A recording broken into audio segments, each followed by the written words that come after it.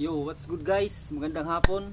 So, natapos na namin yung daily task namin yung araw dito sa farm. So, na-mix na namin yung organic feeds para sa mga native pigs, and napakain na din namin yung manok at baboy na mga alaga namin dito sa De Martins Farm. So, hapon na. Tignan nyo naman. Ano na yung isang linggo ngayon, pero kumikilos pa rin kami.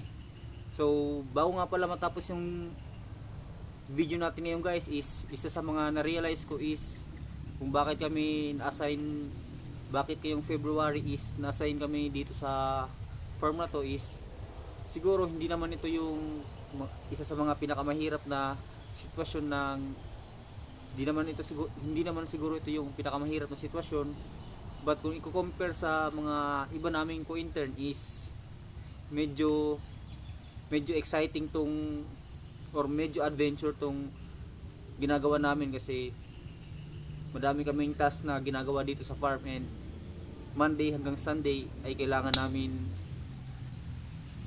mag-work, compare sa mga kasamahan namin na pag Sunday is day off nila. It's all good kasi part po yun ng laro.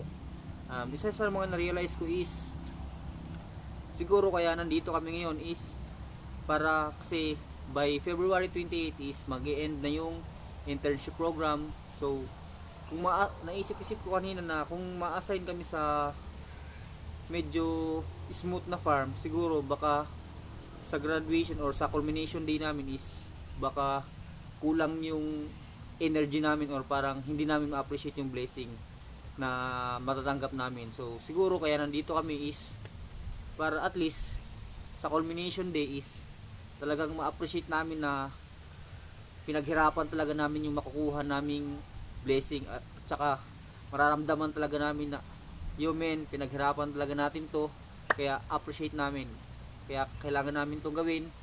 So yun lang guys. So hapon na, so kailangan namin mag-prepare para sa sarili